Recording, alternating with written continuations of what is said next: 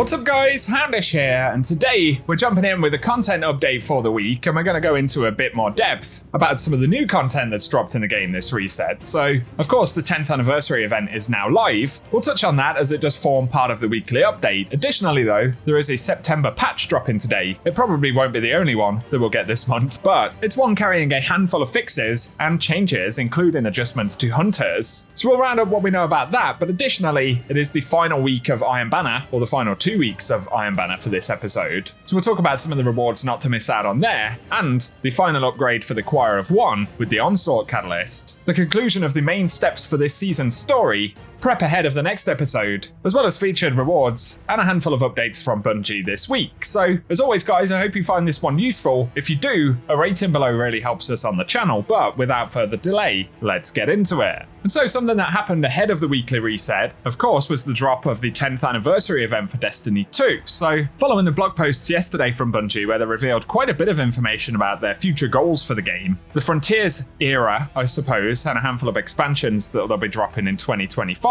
they also announced the launch of the 10th anniversary, which more or less dropped immediately as the blog posts went live. So we can now pick up the Veteran Legend sets of armor. Those are earned in the tower area of the Pale Heart, or the Lost City. And there are 5 chests we have to grab if you haven't done them yet. I do have a video with the specific locations, so that'll be linked in the description box. The other main component gameplay-wise is the Legend title, and most of that is pretty self-explanatory, not too difficult, although a little bit of time investment required for some of it, including looting engrams in the Skywatch. There have been a few complaints about that because the only way to actually make progress is to get engrams to drop on the ground, not from chests. And they have to be engrams that auto-decrypt, which are essentially world engrams. So each one of those will give 7% progress. So on average, most players are going to have to spend probably at least more than a couple of hours of farming loot in the Skywatch to get it done. I almost feel like Bungie are slightly trolling by giving us 7% progress for each of them. And of course, it being a long-winded objective in the old loot cave farming spot, the first loot cave that we ever had in Destiny, really. So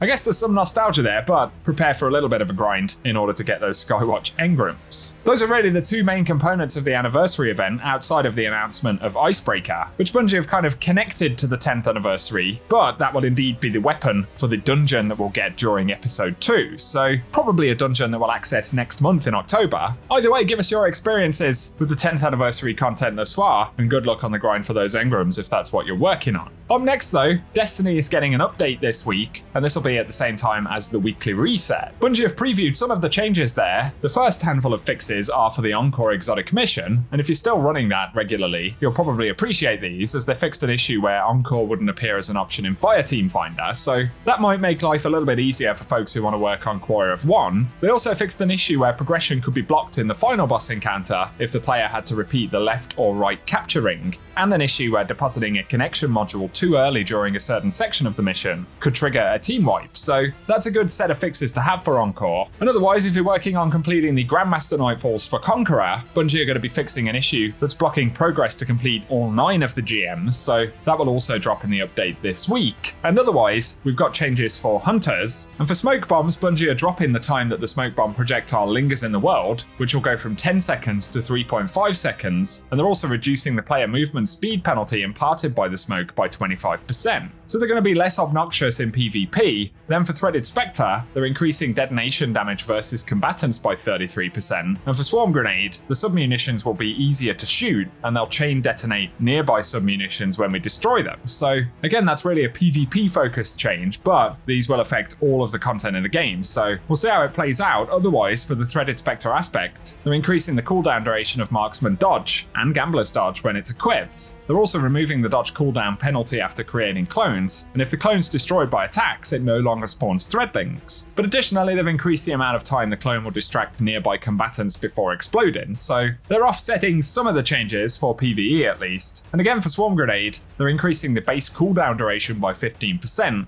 and they've moved Swarm Grenade to a slower recharge tier for non-passive energy gains. Give us your thoughts on those changes. I'm sure there'll be some other things in the patch notes. We'll talk about that later. But that will result in a little bit of downtime ahead of the reset, as we typically see with any kind of patch. Now, to content things this week briefly, it is the final Iron Banner of Echoes this week, so Control will be featured first. Keep in mind, Iron Banner is a 2-week event, so for the next 2 weekends there won't be any trials. But if you've wanted to pick up any of the newly reprised and updated Iron Banner weapons this season, things like Lethal Abundance, Krimel's Dagger, as well as the Guiding Sight, Point of the Stag, and Claws of the Wolf have all had perk updates for this episode, so there's a couple of weeks to hunt any of those down if you want them. But then onto Echo's content, this is sort of the final week for the majority of the stuff that we're getting this episode, so it'll be the final Choir of One catalyst drop-in, which is Onslaught, and as always, the quest for that should be available at Banshee. It does require completion of the previous quests in order to get up to date, but this content will be sticking around for at least the duration of this year, so you don't have to get it done by the end of the season. Otherwise though, it's the final week of new story steps from Failsafe. There will be an epilogue at the end of the season. We don't know what the story will entail there, but this will be the final big chunk of story this week, and it's also the last set of seasonal challenges. Which means, really, it's a good time to start wrapping up the Echoes content if you've got anything left to complete before the launch of Episode 2. Some completionists will want to do that, but again, episode content is going to stick around at least until the middle of 2025, if not longer, so there's a good amount of time to get things wrapped up. And a final mention for farmable rewards this week, but Wildstyle will be the featured Nightfall weapon, and that will come from the Devil's Lair, so if you need a good one of those, it's easy enough to farm away. Otherwise, Root of Nightmares is featured, so we can farm the Conditional Finality, and Duality is featured as well, which of course drops Heart Shadow. Then Dead Man's Tale will come from Presage, so not a bad catch-up week if you're looking to pick up any of those or put a bit of time into farming.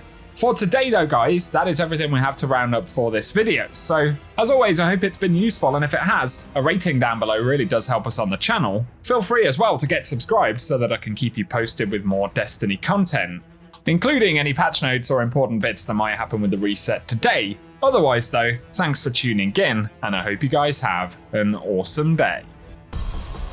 The threat is serious and imminent.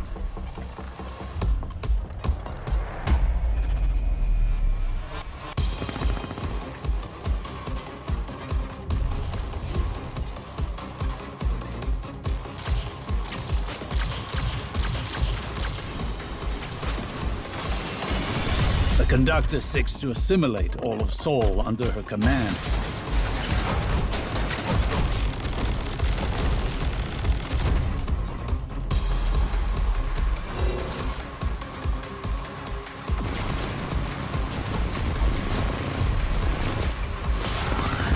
Guardian, I bring an invitation. It's not too late to accept.